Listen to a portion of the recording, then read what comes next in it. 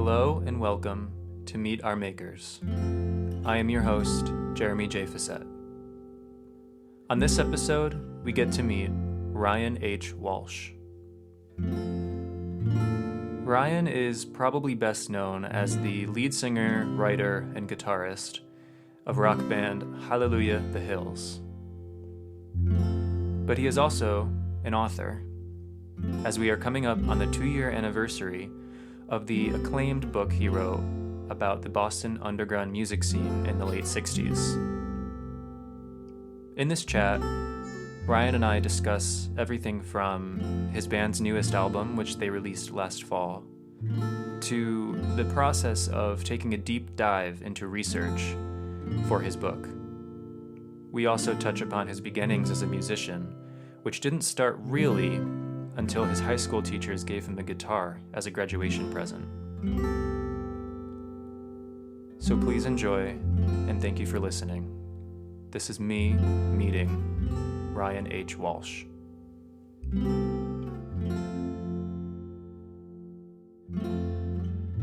Hello. Hello, how are you? Well, how are you? I'm doing well. Good. Good morning. I know it's early for you, it sounded. Oh, I was up. Yeah, I was up real early today, Oh, okay. but that's okay. I like mornings. Enjoying the snow? Yeah, it's weird. Where are you again? I'm in central Connecticut. How is there snow there?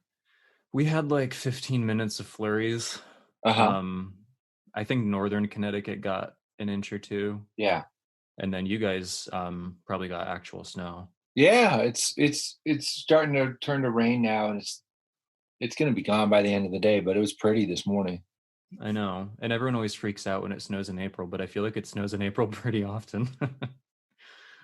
You know, when I was in high school, famously, it snowed, I think, on April 1st, and we get a whole week of school off Oh, wow. because it was so bad. Oh, wow. It was pretty great. Was that in Boston? Yeah, Dedham, right outside of Boston, where I grew up. Yeah, I've never had that experience, not even here.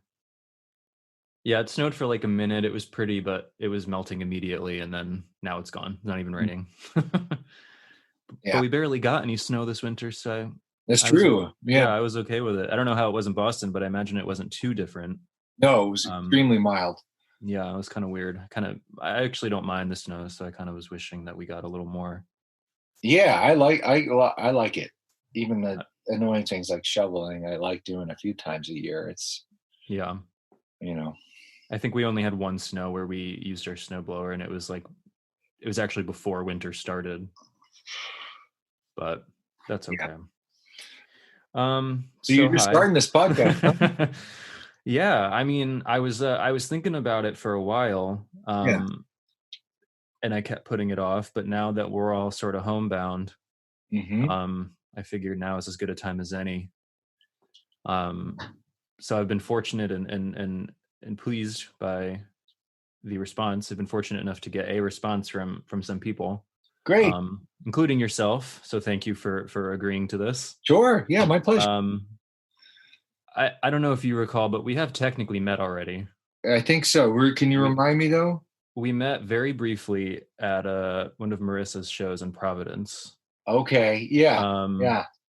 I don't remember what year it was. It was a couple years ago, but it was. You tweeted at me asking if I was there, and I was like, "Oh yeah, I am." Yeah, I remember this. Yes. So I met you very briefly before I had to leave. 2015 or 16? It was somewhere in there. I forget which. I think it was her Strangers tour. It so definitely was. Yeah, so that would make sense. Yeah. And yeah, so I interviewed her, and I interviewed Senor Rubinos for the Needle Drop, and I enjoyed doing it. So I, for so many years, was intending to do this, so I figured I would just do it. Cool. It's been fun. That's great. You are my fifth guest. All right. I really hope I have a couple more, and I really hope it doesn't dry up after like 7 people. Well, like thinking of who to ask, or people saying yes? I've sent so many invites in the first week. Yeah. I kind of wanted to try to get as many as possible early on, just so I'd have it built Yeah. out Yeah. for a few weeks. Um, so I got some people saying yes, like yourself, and then I got some people who were saying no, and the no's were usually because they were busy recording right now or they're not doing interviews right now. Um, I buy which it. that could just be like, code for like they don't want to be on your little podcast. It could, but But I'm trying not at to be least too cynical about it. at least I'm not doing interviews right now. Holds water. I don't have time right now. I find that hard to believe. Yeah, and I won't name names, but there have already been people Yeah. who I mean, of course, I'm mostly speaking to management and agents, so I'm not really speaking Oh, right, to, right. yeah, because I don't have direct contact info for most of the people that I'm inviting.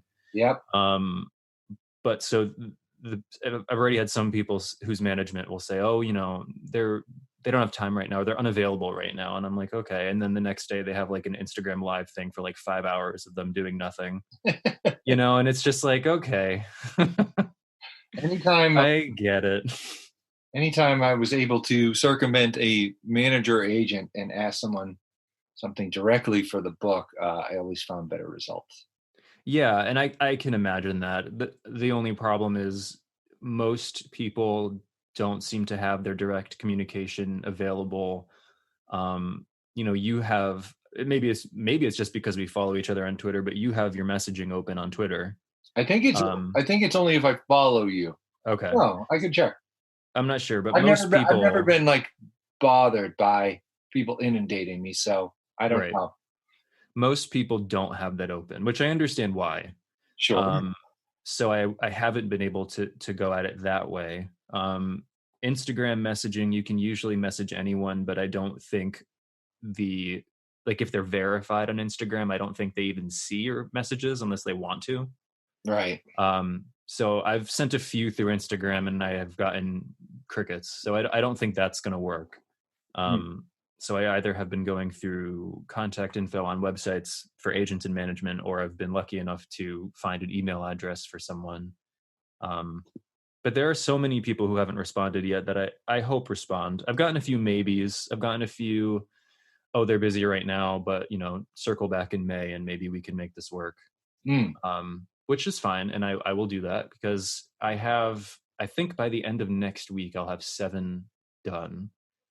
And I put the first one up this week. The next one's up next Wednesday, and I'm going to do weekly on Wednesday. So I'm built out through most of May. Yeah. So I have some time to hopefully get some people on. But yeah, it's been fun. I've enjoyed talking with the people who I've convinced to come on. That's great. Yeah, I pretty much just want it to be I mean, yes, it's an interview, but I just wanted it to be a chance to talk to people who I like or who I Mhm. admire or whose work I like or Sure. who I know have a lot of people who like them and just sort of have a chance to I don't know. I'm not trying to do the whole like here's a question, you answer it, I don't follow it up, next question. Like I don't want to really do that. Right. Um and I figured now is a good time for something that is sort of built on this idea of connectivity. Yeah, it's a good idea. Well, I hope it keeps going because I'm enjoying it, and I am working from home right now, and then I'll have the summer off, so I have time. So many of us. Yeah, I know. Well, that's my other thing too. Is like, don't we all kind of have time right now? I don't know. Yeah, it's funny because it's like we do have time, but um, it's also like just to stay okay, you need a lot of time to just uh, do nothing Yeah, or do things that soothe you. Because even though we are the visible action around us is boring. It's us staying in one place. yeah, It is a scary and traumatic thing that's happening. totally. You know. Yeah, so I can imagine that being a reason why you might not want to do a bunch of interviews. Yeah, Just kind of want to chill out. no, I balance everything. So if I had a lot to do today, I would have scheduled another day. So Well, I appreciate it. sure, So, you're holding up okay in isolation? I am. Okay. I'm doing pretty good. I like where I live. I'm fortunate to be able to work from home Mm-hmm. on couple different things, Mm-hmm. and uh, I think I needed a mandated break. Yeah, I could understand that too. By the way, have we started? This is all Okay. started. Okay.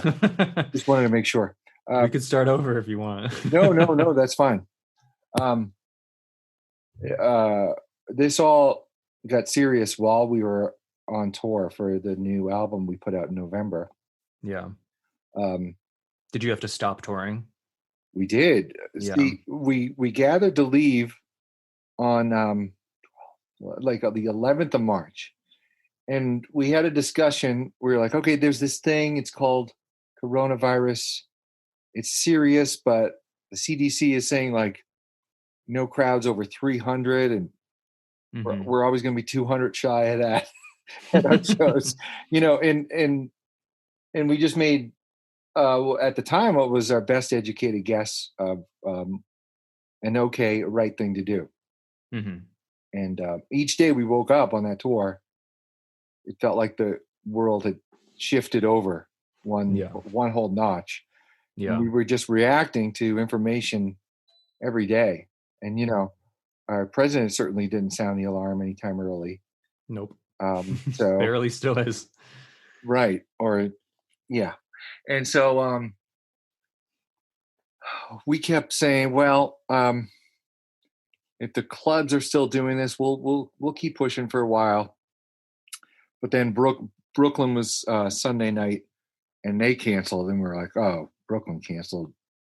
Let's play tonight in Baltimore, and then let's go home. So the Yeah. 14th in Baltimore was the final show of the tour. So how many was that? Like 3 shows? It was 3 shows. Yeah. Did you? I know you were booked for New Haven. Did you play New Haven? No, not everything on the books got canceled. And Yeah. things that we hadn't even announced yet, we had to drop, Mm-hmm. like European summer thing and West Coast, and so of course it's the right thing to do, and I was not sour grapes about it. Yeah. It was just highly surreal. And then we hadn't toured in a long time because the book took up my life for a few years. Yeah. So people have responded so strongly to the record. People were very excited about us coming around, which of course was thrilling to us. Mm-hmm.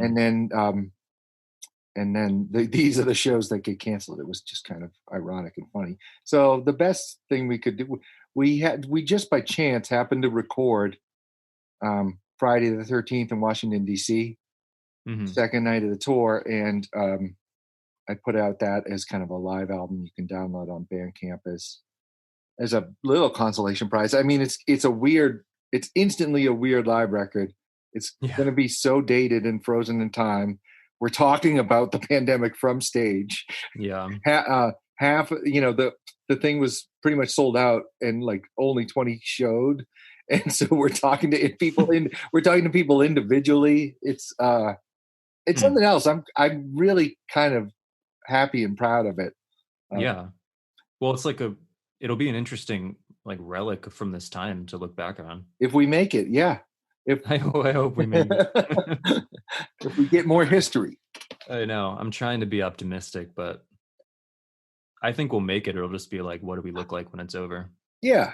And do we want to go back to what we thought was normal? Right. What do we want to change? What do we want to keep about this? What do we want to bring back? It seems like this time when we can be making these really interesting, smart decisions, but our ability to do that is completely frazzled by all the attention sucking that this insane person who's in charge sucks from all of us. Mm-hmm. So it's super frustrating to me. Yeah. And everyone, I know. Yeah, it is. So you mentioned that you felt like the response to your new album, I should mention, I guess we haven't even said your band name, Hallelujah the Hills, released, I think it's your 7th record, if my count is correct, called I'm You. 7th original full length, yeah. And you mentioned that you felt like the response to this one was particularly excited. do you feel like it was your sort of most warmly received record yet? From fans too. I mean, like, did you get Well, that vibe? well, what I would say is it's different. I mean, um, the first record when that came out on Misra in 2007, um, that was that so surprised us by like people talking about it and championing it. But then things changed, and you dip in and out of people's attention spans. And the last record we put out with Words in 2016, A Band Is Something to Figure Out, it was pretty mild. I mean, the response, and and it was fine for me because I had to pivot right into the book, and so I was just like, okay, if maybe people like it more later or whatever. Yeah. But so I mean, I try to keep pretty low expectations or no expectations about everything I release, because that seems like the healthiest move. So Mhm. when people started having emotional, strong responses to this record, that took me off guard and surprised me. Uh, Yeah. just that it meant a lot to them, and it was arriving at the right time. It was Mhm. certainly different than anything we've done in a while. Yeah. I mean, they're pretty big songs too. They're big songs, and I think there's I think in prior albums you could get a sense of who I was maybe from the songs, but it was kind of like an abstract sketch, and this was a little more concrete and a little more revealing, Mhm. um, and emotionally honest, and less interested in painting pictures with words and more of trying to explain what it feels like inside for me or anyone at a particular time. So Yeah. The that lyrics that was feel different. more conversational Yeah. in a way. Oh yeah. I mean, Yeah. the album starts out trying to erase the difference between the listener and the singer. And Mhm. that was intentional. So are you the main lyricist in the band? Yes. Yes. Okay. So um, I write a song with chords, melody, and a set of lyrics, and then I'll bring it to the band, and then we will arrange it together. Mhm. But yeah, I'm trying to think if there's any exception. But yeah, I've written all the words. Yeah. Yeah. So, did you always want to be a musician? Because you guys started in '07, but when did the band really like start? Was it a couple years before that? Yeah, late '05. Late Someone '05. just found pictures of our first show ever, which I hadn't seen, which was fun. We look like little babies. Yep, little time capsule. Um, I didn't always want to be a musician. In fact, I came to it kind of late by most standards, because there was nothing about. I mean, I liked music growing up a lot, Mhm. but there was nothing about me that suggested to anyone around me that this kid might be musical. And it wasn't, and it wasn't a thing in my family really, a tradition per se. Um, but I was definitely creative, and some really thoughtful, generous high school teachers of mine who changed my life and are still friends of mine to this day, got me an acoustic guitar when I graduated high school, Oh wow. and gifted me that. I mean, this is public school teachers using their own money. I can't believe Yeah. it. No, that's great. And so, and then that kind of started it. I took some lessons, learned some chords, and then, through college, started to see what it would be like to try to write my own song. Yeah. And then things just progressed from there. But um, uh, I don't think I always wanted to be anything. Yeah. Did you? Did you have like a thing? Um I think I mean I did at some point in high school. I started wanting to be a filmmaker. Right. Yeah. So I studied film in college, but I also studied English. Yeah. So that's why my career is in education now. Okay. But yeah, I didn't really when I like my dreams when I was little or even through middle school or most of high school, they didn't stick around.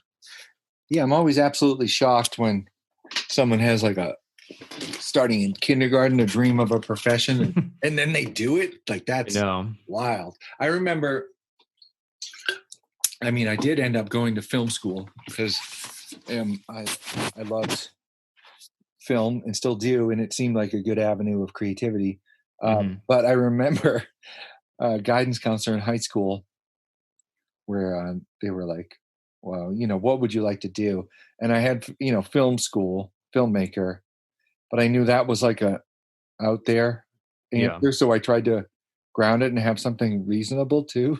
And I was just starting to watch Twin Peaks. So I was like, I don't know, maybe I could be an FBI agent as well. and so the guidance counselor, this was like probably the breadth of his expertise. He was like, well, you could combine those perhaps and run security footage for the FBI. Oh my God. And I was like, you get paid to do this? It was so bad. Yeah, that's like the worst of both of those worlds. It's just a Mad Libs style. Yeah. I mean, literally anyone could do that. Yeah. And call themselves a guidance counselor. I mean, it wasn't, but like I said, those other teachers who really pushed me and saw that I was creative and fostered that, they were the real guidance counselors. Yeah, I would agree with that. I mean, when you find a good supportive teacher, they, in my experience, also do a lot more for you. Of course, yeah. Yeah. And when they're invested and well, because the guidance counselors they have 200 kids on their caseload, and they don't really get, that I've known anyone, they don't really get very attached to any specific student. Right. Whereas a teacher might kind of latch on to something they recognize in a student or two, which can be really useful for that student. Yeah, I'm thinking like, what is the history of guidance counselors? Why did they start? I don't know. I mean, I'm sure they help I think they help.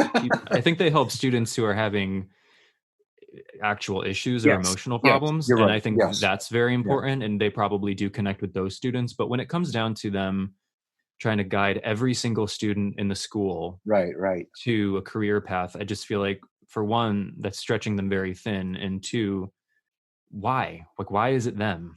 I don't know. Why do they know so much better about what you should or shouldn't be than your teachers or your parents or whoever? Yeah, they're trained to help people, like you said, with very difficult problems or abusive homes or so I don't know what kind of training they get to advise you in your career. But anyways, that's a very minor detail, and now we've really dragged the profession of guidance. I'm going to hear. Yeah, I feel like I know. Hear from a guidance counselor. I know, bad. And I'm in education, so I should just say a blanket statement that guidance counselors are very valuable. When they're good, they're good. When they're good, they're really important. Yeah.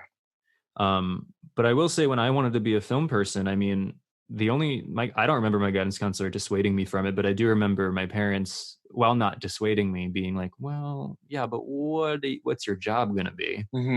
Because that's part of why I even became a teacher too, because it hit me at some point early on in college.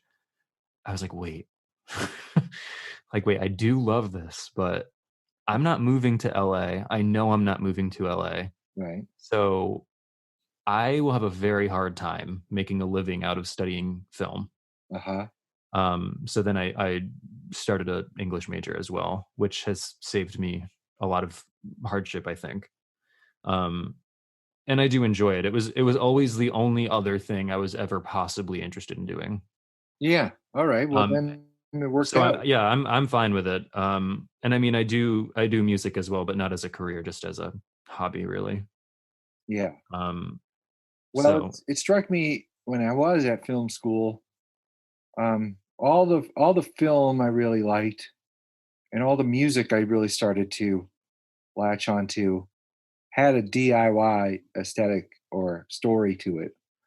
Whether it be, the way David Lynch made Eraserhead over years and years with no promise of release or people would like it, or whether it was Guided by Voices existing for a decade before anyone heard them outside of their town. Yeah. Those kind of stories seemed like a reasonable path for me. Like, yeah, I didn't want to move to LA, and I didn't want to take that path, but that was okay because the things I were looking up to, none of them had that story. Yeah. And it is true. I mean, there are plenty of musicians and filmmakers even who don't do the LA thing or even the New York thing. And sometimes they still get their work out there, and it does help you see that it's not impossible, Yeah. And to which I me, think is nice. it's less about the place. It's not LA or New York, which I like both of them. Sure. It's about trying to, right out of the gate, be part of the system. Hmm. Say, I'm here, I'm worth it, you should pay attention to me. I just thought it would be much more interesting and probably advantageous if you just started making stuff, and Yeah. then seeing if you were improving, and doing all that without some corporation breathing down your neck. Sure. um, Yeah. I mean, for me, it was just that I knew I wasn't in any way interested, at least not yet, in relocating.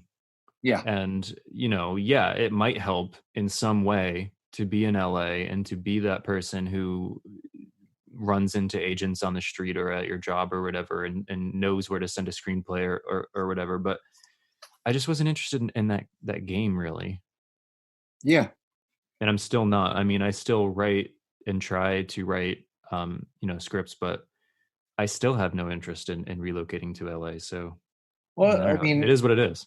you wouldn't even have to if you wanted to engage and you had the goods. You could still do it from wherever you are. That's changed. Yeah. Well, writing too. I mean, Yeah, it can be as remote as you want it to be. that's right. Yeah. Yeah. So you stayed in the Boston area. You didn't ever relocate?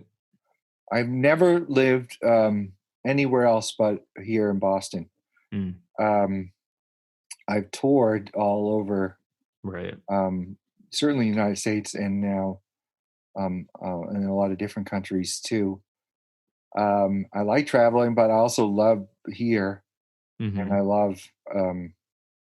I read this. I've always wanted to refine this quote. Actually, I read this in an interview with Stephen King where he said, um, "It takes a long time to really know one place." He was talking about how he's always lived in Bangor, Maine, and Yeah. that always stuck with me. Um, I've looked for it again. I can't find it.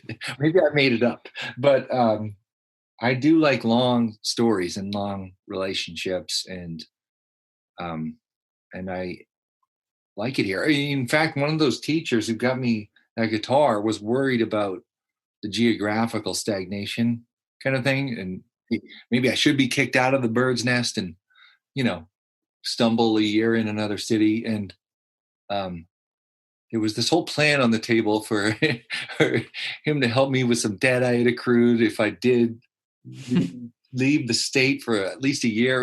It was this hilarious arrangement we were making, and at the last minute, I pulled out, and within a year, I had started Hills, and all these great things happened in Massachusetts in the following year. So Mm. that was kind of a pointed lesson for me.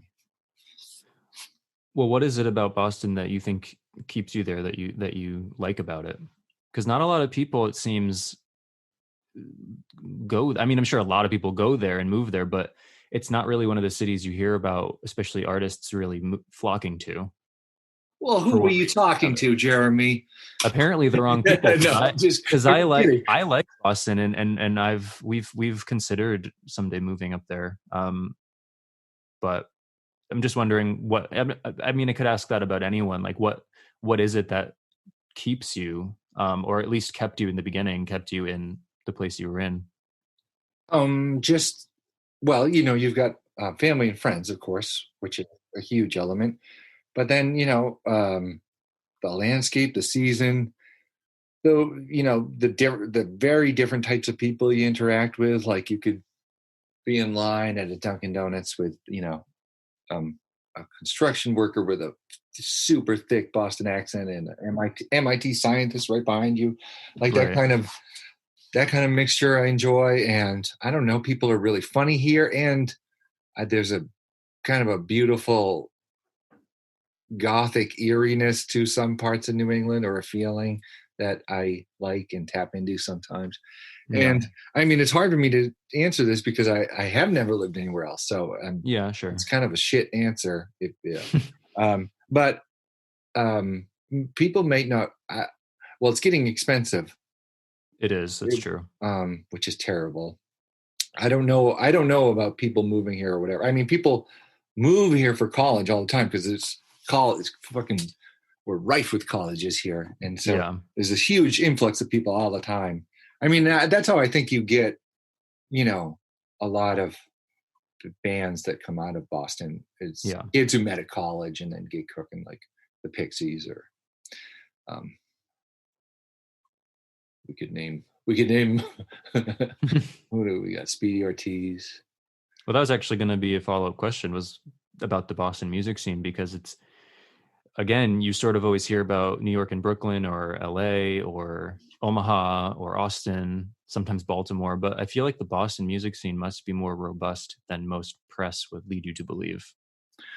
Well, I think in general, we definitely play second fiddle to New York, which is often earned, because New York Mhm. City is often the epicenter of cultural art in the Yeah. globe, on the globe. But for instance, when writing the book, I was shocked about all of the wild, cool counterculture art, music stuff was happening here in the late 60s that had been ignored or forgotten. And so that really changed my mind about what's going on now. Just that, don't pay attention to the national spotlight, just pay attention to what's actually happening and judge it on that. Yeah. Because yeah, it was like, by the time you're 30, you've accidentally seen dozens of documentaries on the 60s. Hmm. At least I had. And and not one of them had ever mentioned Boston. And it's, always San Francisco, New York, Chicago. Yeah. Um, and so I was that when I put the story together for the book, um, for your listeners, I don't think we said the book name. Astral. Yeah. I Yeah. was going to get to the book. Oh, okay. Well, I jumped the gun, but but it really indicated to me that some stories and scenes are overlooked and lost, and it's the job of people like me to find what lunch was left on the table and assemble a meal, I think. Yeah, and I feel like most major cities have a scene. It's just a matter of whether it gets any sort of national attention. And if it doesn't, it is often ignored. I mean, even in Connecticut, there's a whole New Haven DIY music scene that I don't even know much about. Right. And it's not, I mean, and Boston was getting national attention. It just didn't last. So, you also have to be good about, your city has to be good about self mythologizing almost. I mean, Yeah, and New York's the king of it. They've kept it going. yeah, And Boston was like, yeah, that happened. And anyways, let's move on. Like, when I was growing up, I literally thought nothing happened here before Aerosmith, music yeah. wise. Well, it's funny too because in Connecticut, from my youth experience when I was growing up and first discovering music, it felt like I never found a band from Connecticut. And of course, once I grew up, I realized there actually are a handful. But I remember the band Magic Markers, Mm, who were from Hartford, hmm. and that was so exciting to me. But now that I'm older, I realize they were probably one of many, many, many bands um, in the area, and they just managed to sign to a decent label and have stuff put out. And they got some degree of national attention. And then when later I learned about Senor Ubinos, and I learned Jonas Policewoman is from here, and Tune Yards is from here, and there are some good people from everywhere. It's just a matter of, like you said, self mythologizing and keeping that mythology up, which Connecticut and maybe Boston don't really do a whole lot of. Yeah. And this is it brings up an interesting point where kind of one of the early promises of the internet was This is going to dismantle the fame making machine, and we're going to discover all the hidden geniuses that we Mm-hmm. were previously missing. And there's been some of that, but what I've noticed is it took 20 years to do it, but the system is just reconfigured and attached itself to the internet. So Yeah, what we mostly hear about is the huge pop stars. it's true. But that said, I engage on Twitter a lot every day, and Yeah, you're a pretty active person on there. I enjoy it. Yeah, I mean, it's Yeah. writing. It's for me, it's writing and reading, two of my favorite things. Mm-hmm. But what I mean is, I am blown away or tickled or cracked up by people on there all the time who aren't huge, famous figures. So Mm-hmm. I just dismantled my own argument, maybe. But Well, yes and no. Because I see what you're saying, because when the internet really started to become a vehicle for artists, which probably wasn't until at least 2010, when people, maybe MySpace era no, a no, little no, bit. no. I'd say '05. So like the MySpace era. Yes. And I know that there were some people from the MySpace era who it did work out for. Dane Cook. Yeah, there were quite a few people who caught wind on MySpace, and then that started to die out. Right.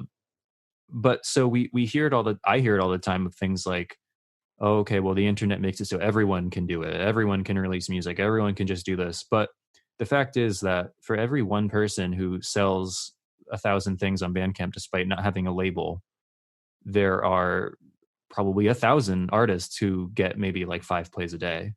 So Right. it is the same model, because it's just the internet is inundated with people trying, striving for that little piece of the light. Right. And it's the same idea as it was 30 years ago. It's just the internet is making it easier to do, but it's not really making it too much easier to succeed. I Right. And don't there's, think. there's there's also a piece of that puzzle which I feel like people don't talk about a lot. In that, let's just talk about music. Stick to music, okay? Mhm. So our connection and enjoyment and attachment to music is developed by repetition. And when we were bound by CDs or tapes or physical media, chances were you were going to give things a lot of tries. Like if you bought, I for one had a budget for like an album every couple of weeks. Mhm. Whether I liked it or not on that first spin, I kept listening to it Because you because invested in it. I invested in it. I was like, well, I was interested in this. I'd be so sad if I hated all of it. Let me keep listening to it. And Yeah. so things were giving a chance that weren't like these instant earworms. And so without someone telling you that something new is worth those demanded re-listens, chances are you're just not going to do it. Yeah. And so that's a huge element at play. Just because with access to everything, nothing becomes important enough to repeat. Yeah, it's true. And I mean, I think about that with my own work that I put up, because now knowing that when someone goes, if they do go to my Bandcamp page, that first song that plays, if they're not interested in 5 seconds, they're going to X out and they'll probably never go back. And if you find someone on Bandcamp who had, or anywhere for that matter, who has like an 82 on Metacritic, you might say, okay, well, people are liking this, so I'm going to keep trying. Mm-hmm. So it is definitely true. That is a good thing to think about, I think. And you're right. I don't think people do talk about that very often. Yeah. Yeah. It's So, interesting. and the gatekeepers are the people to tell us, repeat this experience until you like it, because trust me, you're going to like it. Yeah. Um, and, uh, you know, it's interesting to think about. It's hard. It's a hard hustle. Yeah. And it definitely is a hustle. And people might have thought originally that the internet would have made it less of a hustle, but it kind of just changed the hustle. I don't think it really made it easier. No, no, it changed things and opened new doors of opportunities. It closed some, Hmm. and but it definitely wasn't the magic bullet that maybe it was touted to be at first, which Yeah. or maybe the people I was listening to were saying it was. No, I mean, I always felt like that was what you were told as well. Okay. Yeah. All right. I'm not Yeah. alone. No. So I suppose we should talk about your book. Since if anyone Googles you, they will find that you are a band member, but also a writer. So you had a book come out. When was it? 2017? 18. 18. March of, Okay. it's about 2 years old now. Oh yeah, that's just over 2 years old. That's nice. Yeah. Called Astral Weeks after the Van Morrison album. So how would you describe the book for people who aren't aware of it? Well, the book is, it grew out of a story about Van Morrison living in Boston after Brown Eyed Girl, but before Astral Weeks, washed up, on the run from the mob, and really on his last chance, and him starting to write and putting together this masterpiece in Boston. And that started as a magazine story that just dealt with that story. And then it developed into this book, which is this huge tapestry of all these other stories tied together, with Van and this other person being our two kind of narrators. And so it's kind of a portrait of Boston counterculture in 1968 with a lot of Van Morrison. For people who were just expecting the story of the album, that's all still in there, but there's a lot of other stuff too. There's more about Astral Weeks than there's been in any other book. I will say that for sure. Yeah. And it was so, I did it at the right exact time. I can't tell you how many people who were key interviewees have passed away since then. Oh wow. Yeah. So that was just a bit of lucky timing, I I got guess. it in. Yeah. Yeah. So it came to be a book in an unusual way, because I wasn't thinking, when the magazine article came out, people really liked it and shared it. And I just thought, gee whiz, neat. And and moved on to something else. And then I get an email from an editor at Penguin Books, Ed Park, who said, I think this could be a book. Let's talk. So he reached out to me, which is, I'm told, yeah, that's really nice and rare, I'm told. Yeah, I would think so. So he and I went to work in developing how it could be a book. And, when we came up with the crazy structure and idea that you read when you read it, we both thought it was unusual, but really worthwhile. And it was also fun for me to work on something for years. Everyone, I think, kind of thought I had gone away to write an over bloated 33 and a third book after Weeks. And I like to confound expectations. So knowing that just the mere content of the book was going to surprise people was a good motivator for me. I was looking forward to that. Yeah. And is would you describe it as sort of a reporting style nonfiction, or did you try to inject something else into it? It is reporting. I mean, there's, it's fact checked. It's lawyered up. I mean, I had to follow rules of my own design and of my editor's design and of Penguin's lawyer's design. So I was proud of it because it does function in kind of a poetic, dreamlike way, but it's also factually accurate. Yeah. So it kind of straddles a couple worlds. How do you even begin a process like that? Because I imagine you must have really had to do a really deep dive into your research to get this whole story. Without an exaggeration, I mean, it took over my life for a couple years. And I kind of made this, I was like, I don't know if I'll ever get a book deal ever again. I think I can do this story good, but I'm just eventually going to disappear into this story, and hopefully things are okay when I come out. And things weren't that okay when it came out, but that's another story. But I just I went all in, And when you ask how it came together, so Ed was like, we came up with this idea, Ed, the editor, and I, um, about these rules. Everything had to take place in 1968. The story could swing to other years, but it had to anchor itself in 68. Every story had to anchor itself in Boston. It could go to other places, but it had to start or have an important part there. And then, Van was a no-brainer as one of our main characters, narrators. And then when I found cult leader, banjo player Mel Lyman, in a weird way, he made sense as the other narrator, as kind of the yin to the yang of Van Morrison. And then, so it was just about developing these rules and then learning everything I could about the year. Mm-hmm. And the parts that I was learning that fit one of the rules would float to the top. And then it was just about sculpting. I mean, I probably turned in a manuscript that's probably double the length of what you see in the stores. And it was Ed's job to, keep what was compelling and was telling the actual story we're trying to tell. There were times I was talking like a crazy person. I was like, no, Ed, it has to be like this Noah's Ark of information. And we have to put everything in. He was like, well, okay, Ryan, or we could also make a good book.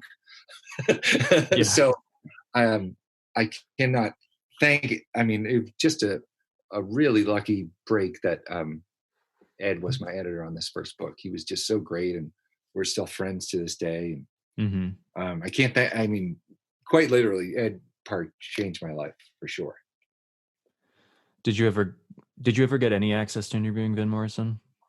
No, absolutely not. And I was interested in it, and I tried a lot of different avenues, and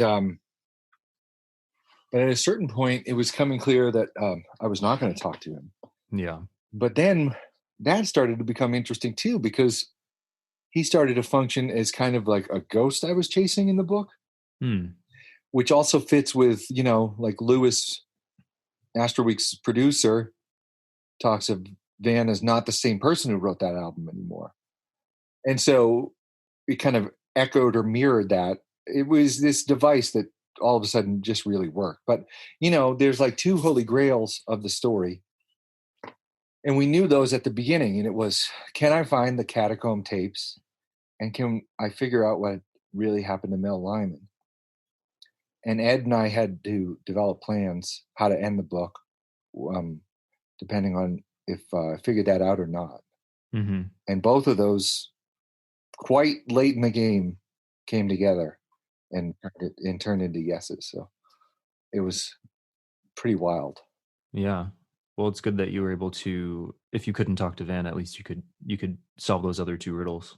Yeah. I mean, hearing the catacomb tapes, I would say, was very likely more valuable than interviewing Van Morrison. I really do believe that. And that's not just, making the best of a weird situation. Yeah. That's the truth. I mean,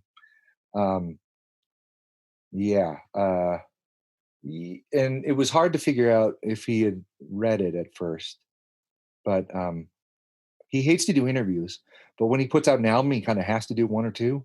Yeah. And a few months after the book came out, he put out a new album. I think it was called Keep Me Singing, maybe that one. Anyways, he was on the BBC, I think. And I was just paying attention to his interviews more than usual for obvious reasons. And he started talking about fake news in an interview. I was like, what the hell is this? He's like, fake news. I've been rallying against fake news since day one. And I was like, well, what does that even mean? And then he's like, and these music journalists, they just make up anything they want. And I was like, uh-oh. And then without much of a segue, he goes, and Astral Weeks, I wrote it when I was 21. I didn't know I'd have to answer the whole damn life. And I think that was his review of the book. Yeah, sounds like it. if I had to guess, yeah. Well, that's okay. Yeah, I mean, I would not expect anything less, based on his personality and based on me doing my job.